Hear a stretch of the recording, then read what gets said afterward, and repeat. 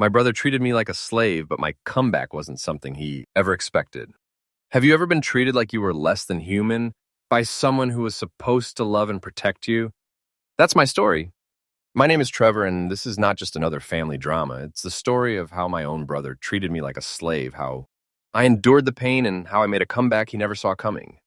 But before I dive deep, let me remind you, don't forget to hit that subscribe button, give this video a big thumbs up, and turn on the notification bell so you won't miss any of my upcoming stories. Trust me, you don't want to. And hey, if you've got a sibling who drives you crazy, share this video with them and maybe they'll learn a thing or two. All right, let's go back to where it all started. I was just a young teenager living with my parents and siblings in a quiet part of town. My dad wasn't a rich man, but he was hardworking, and even though we didn't have much, we had love. And sometimes love was enough to cover the cracks that money left behind. But everything came crashing down the day my father died. I can still feel that emptiness, that suffocating silence in the house after his burial. He didn't leave behind wealth, no big inheritance, nothing that could cushion us for months or years. What he left was a grieving wife, a broken family, and a hole in our lives that nothing could fill. My mother suddenly had to carry the weight of the world on her shoulders. And me, I couldn't just sit back and watch her drown. So I decided to help in whatever way I could. I started working minimal jobs, cleaning, helping with deliveries, odd tasks here and there. It wasn't much, but it meant we could eat at night. Life carried on like that for a year or two. Barely surviving, barely breathing. And then came the decision that would change everything. We were going to move to another city where some of our elder siblings were already living and doing business. Among them was Tom, my older brother. Tom was different from the rest of us. He had managed to build a car dealership business in the city. To people outside, he looked successful. He had a nice car, a comfortable house, and he dressed like someone who had made it. Naturally, my mother thought sending me and my younger brother to work under him would help us grow, learn, and maybe have a better chance at life. At first, I thought it wasn't such a bad idea. After all, he was family. Blood, right? Family should look out for each other. But that's not how Tom saw it. From the very beginning, it was clear he wasn't thrilled about having us around. I still remember the way he looked at me and my younger brother that first day we came to his dealership. His eyes scanned our clothes, our worn-out shoes, and he let out this half smirk, half grimace. "You guys can't be walking around here looking like that. People will think you're beggars, not my brothers." That cut deep. We didn't dress fancy because we couldn't afford it. We were doing our best just to have food to eat. But Tom didn't care. He made little jokes and snide remarks, throwing in sarcastic comments about how poor we looked. And the worst part? He made those comments in front of his staff. Imagine being shamed by your own brother in front of strangers. But what could we do? We needed the work. So we swallowed our pride and kept pushing. Every day, my younger brother and I worked at his dealership. Some days, when we didn't have money for transportation, we walked. Other times, we hoped Tom would drive us there. But most of the time, he came up with excuses like, "I have errands before going to the office. You'll slow me down?" On rare occasions, he would give us a few bucks for public transport. But that was it. And when it came to payment, let's just say, it was barely enough to survive. The wages he gave us at the end of each day weren't even enough to feed ourselves for one day. So sometimes we skipped meals, saving a little for transport or emergencies. My body got used to the hunger, but my heart never got used to the feeling of being treated less than an outsider, by my own brother. Still, we pushed on. Our mother, worried about our education, asked Tom to help with our school fees. She begged him to handle our admission into high school. He nodded, promised, and said, "Don't worry, I got it." But months passed. He did nothing. Eventually, my mother gave up waiting. One day, when she had managed to squeeze some money out of Tom for herself, she used it instead to pay our admission fees. That's how my younger brother and I finally got into high school. And Tom, he didn't even ask how we got admitted. Maybe because he knew if he did, he'd expose his own negligence. So life became a routine. School in the morning, dealership in the afternoon. And since we weren't there for morning anymore, Tom cut our wages even lower. Sometimes I skipped lunch in school just to save a few bucks. One day, a new guy came to work at the dealership. He was experienced, unlike us, and Tom agreed to pay him a monthly salary. That sparked an idea in my mind. If I too got paid monthly, maybe I could save money more effectively. So I went to Tom and asked if he could switch me from daily wages to monthly payment. Surprisingly, he agreed. But here's the catch. 3 days later, when he was paying everyone their daily wages, I didn't go forward. One of the workers reminded him, "Oh, Trevor wants to be paid monthly now." And then Tom looked at me, smirking. "If you can't collect your wages daily, then I don't have money to give you monthly." I was shocked. "But bro, you agreed 3 days ago. What happened?" "I don't have time for your complaints," he said dismissively. Then he shoved a few bucks into my hand. It wasn't even equal to the 3 days' wages I had skipped, just a little more than the usual daily pay. That evening, I walked home heartbroken. I felt betrayed. My own brother played me. That wasn't the only time Tom humiliated me. One afternoon, he asked me to find some car parts in the office. I searched everywhere, but couldn't find them. Tom stormed in, looked around, and quickly found them himself. Instead of brushing it off, he turned on me, eyes burning with anger. "You didn't look for it because you're envious of me. You're jealous." My jaw dropped. Envious? Jealous? Of what? I tried to explain, but before I could finish, he slapped me hard. And then, in front of everyone, he started beating me. He hit me until my shoulder dislocated. The pain was unbearable. I couldn't lift my arm. I ended up in the hospital for 2 days, then spent another week at home recovering. Did Tom visit me? No. Did he pay for my treatment? No. It was another one of my elder brothers who stepped in to cover the bills. I'll never forget lying in that hospital bed, staring at the ceiling, wondering how family could treat family that way. If I thought the beating that dislocated my shoulder would change Tom, I was wrong. After a week of lying on my bed at home, trying to recover, I made a decision I wasn't even sure I believed in. I would go back to the dealership. Not because I wanted to, but because my younger brother still worked there and I couldn't leave him alone to face Tom. We were in this together, and deep inside, a part of me still thought maybe Tom would realize how wrong he had been. Maybe he'd look at me differently now. But Tom didn't change. When I returned, the staff welcomed me with sympathetic looks. Some of them even whispered that I was brave for coming back. But Tom? He barely glanced at me. No apology, no, "How are you feeling?" Not even a fake word of concern. He just ordered me to get back to work. That's when I realized something painful. Tom didn't see me as his brother anymore. To him, I was cheap labor, a disposable tool he could replace any time. Even though he treated me that way, I threw myself into the job. I don't know if it was stubbornness, desperation, or just my need to prove I was worth more than Tom made me feel. I became one of the best at car deliveries. Customers began to recognize me. Some even preferred dealing with me rather than the other workers. They said I was polite, reliable, and hardworking. A few times, I overheard them telling Tom he had a good kid in his staff. Tom would smile at them, but the moment they left, he'd go back to ignoring or criticizing me. Strangely, sometimes he praised me in front of others, but it was never consistent. One moment he'd say, "Good job, Trevor," and the next moment he'd cut my pay or accuse me of slacking. It was like living under a stormy sky. You never knew when lightning would strike. But I kept showing up. One day, Tom accused me of stealing car parts. I still remember the way he shouted my name across the dealership, his voice cutting through the noise of the workers. "Trevor! Come here!" Everyone turned.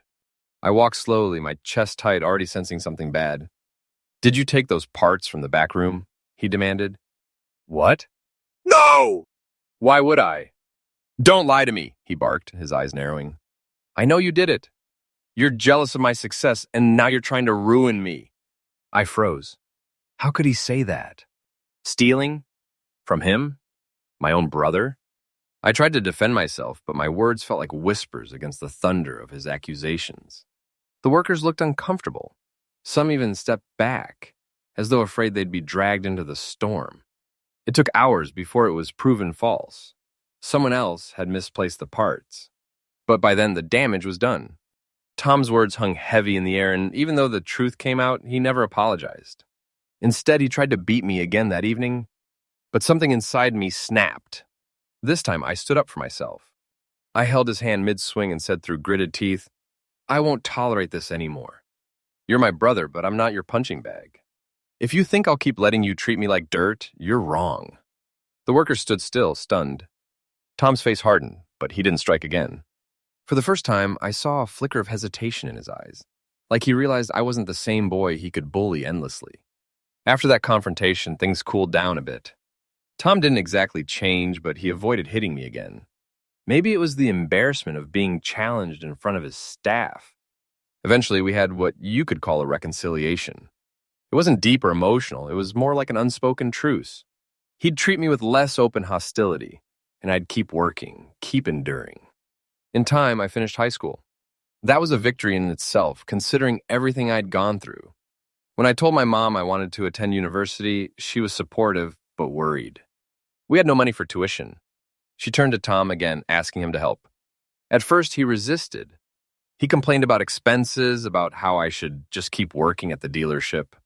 But my mother pressed, and eventually, maybe out of guilt or just to shut her up, Tom paid for my first year. I was grateful, but I also knew deep down I couldn't depend on him forever.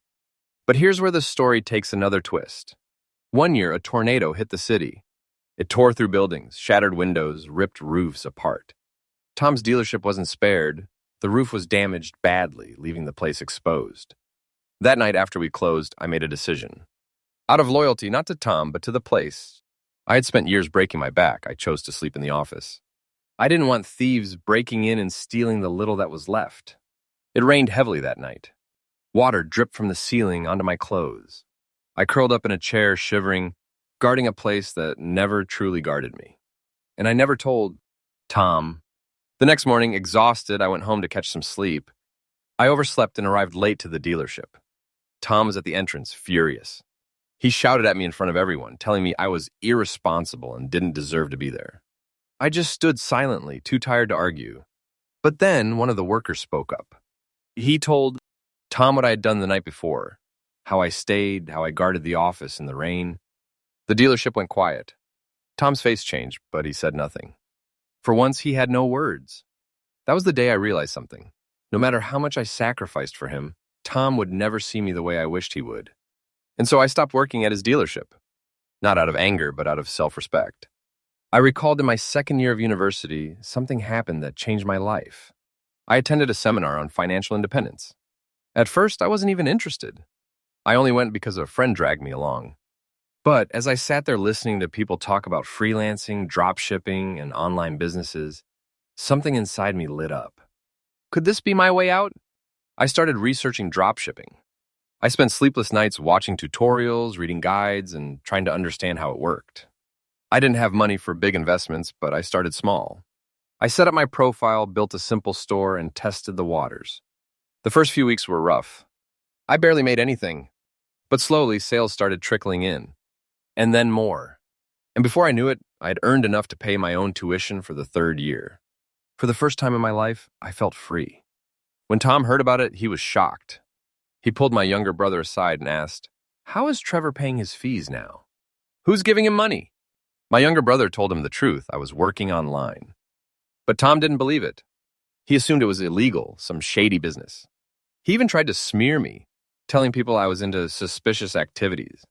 But he failed. The truth was too clear, and I was too focused on building myself to even care about his lies. By the time I built a steady stream of income, I never asked Tom for a dime again. Though I'm not that type that asks for money from him even while I was constantly working for him. Unless if the money is for some works I did and needed to get paid for it. I just recalled once I asked him for a few bucks to pay for an article online that the university library didn't have access to. That was the only time I ever asked him for money in my entire academic life. That independence, it made Tom envious. He never said it outright, but I could see it in his eyes. The same brother who once ridiculed me, who said I looked too poor to be associated with, was now watching me rise without his help. And to make things worse for him, his business started declining. He got defrauded by people pretending to represent a major car brand, and the dealership lost credibility. Customers stopped coming. Workers left. His empire was crumbling. Meanwhile, mine was just beginning. Walking away from Tom's dealership was not easy. I know some of you might think, why didn't you leave earlier? Why didn't you just cut him off after the beatings, the humiliation, the accusations? But you need to understand something. Family ties are complicated. Blood can be both a blessing and a curse. Even after everything Tom did to me, I still respected him as my older brother. I still hoped, naively, that maybe one day he'd look at me and see more than just a poor kid in ragged clothes. Maybe one day he'd see his little brother who only ever wanted his approval. But after that tornado night, after I nearly froze guarding his office and then stood silently as he yelled at me for being late, I knew it was time.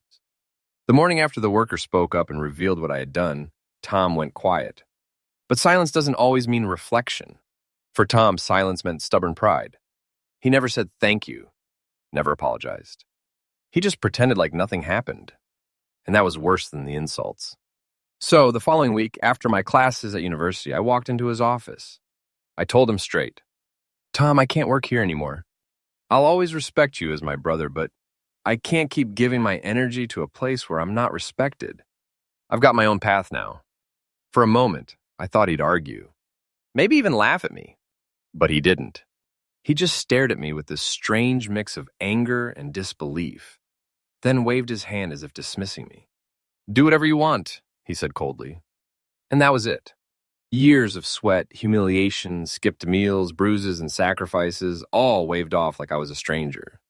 I walked out of that dealership with no savings, no backup plan for food, nothing but determination. And yet, that walk out the door was the first time I truly felt free. Leaving Tom's dealership gave me more time to focus on my university studies and my online hustle.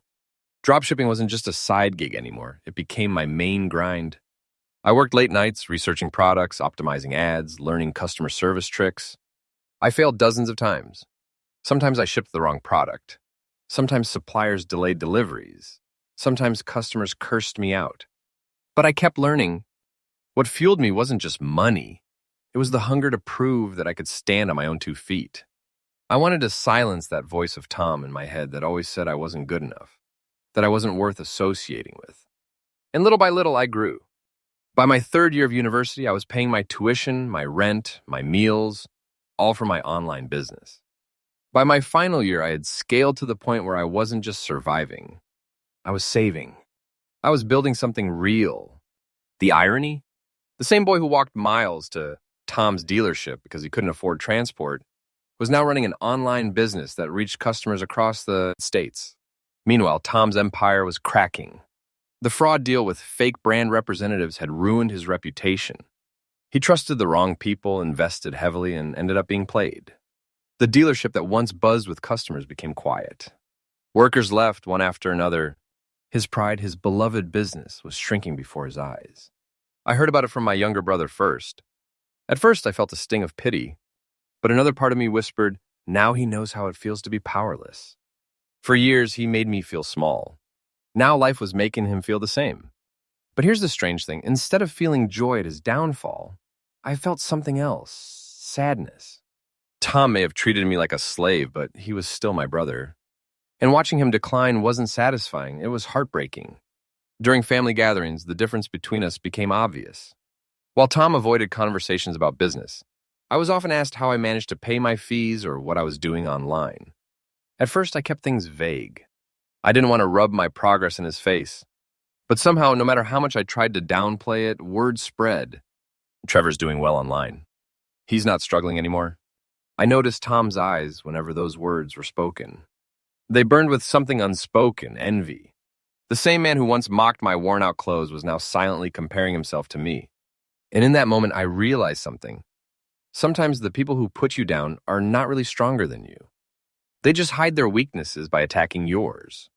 The real test came later. After my graduation, I continued scaling my drop shipping business. I diversified into freelancing too, offering digital marketing services. Money started coming in steadily. For the first time in my life, I wasn't just okay. I was comfortable. I could afford good clothes, a decent apartment, even little luxuries I never dreamed of. But Tom's situation only worsened. One day, I got a call from my mother. Her voice trembled as she said, "Trevor, your brother's in trouble." He went to the bank for a loan to keep the dealership alive. They rejected him. I felt my chest tighten. The same man who once refused to pay my school fees, who dislocated my shoulder, who accused me of stealing, was now desperate. Days later, Tom came to me. I'll never forget that moment. For the first time in my life, I saw him without pride. His shoulders slumped, his voice low. "Trevor, I need help."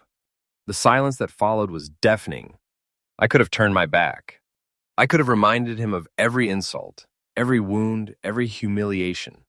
I could have said, "Now you know how it feels." But I didn't. I reached into my savings and gave him the money he needed to keep the dealership alive.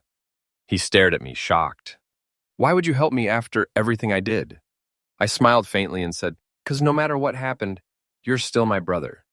I don't do this for you. I do it for Mom, for family, and for the person I refuse to become. I won't let bitterness define me." In the months that followed, Tom's dealership recovered a little with the help I gave. And then came the whispers, the family friends, the relatives, the neighbors. Trevor wouldn't be where he is without Tom. After all, Tom gave him a place to work. Tom was his ladder. I heard those words and felt a sting in my heart. Because deep inside, I knew the truth. Tom wasn't a ladder, he was a weight. A heavy weight I had to carry, break free from, and climb over just to see the light. But I didn't argue. I didn't correct anyone. I just smiled. Because sometimes silence is more powerful than any defense. And in my silence, I held the greatest victory of all. I had become everything Tom said I couldn't be. Here's my message to you. If you're watching this and you've been through something similar, if someone in your own family treated you like you were worthless, hear me clearly. Your pain does not define your future. You can turn betrayal into motivation. You can turn humiliation into growth. And most importantly, you can rise without becoming bitter. I'm not saying it's easy. It took me years of tears, hunger, sleepless nights, and disappointments. But every step was worth it. Because today I stand independent, not because Tom helped me, but because I refuse to let his treatment destroy me. So if you're in a bad situation, whether with family, at work, or in life in general, remember, you can triumph. You can take the worst experiences and turn them into fuel. And that is how my brother treated me like a slave. But my comeback wasn't something he ever expected. If you enjoyed the story, don't just leave quietly. Smash that subscribe button, give this video a like, and turn on the notification bell so you don't miss the next one. And hey, share this with someone who needs hope. Maybe it'll be the spark they need. Oh, and drop your own experiences in the comments. I'd love to hear how you turned your pain into strength. Who knows? Maybe your story will be the next one we tell here.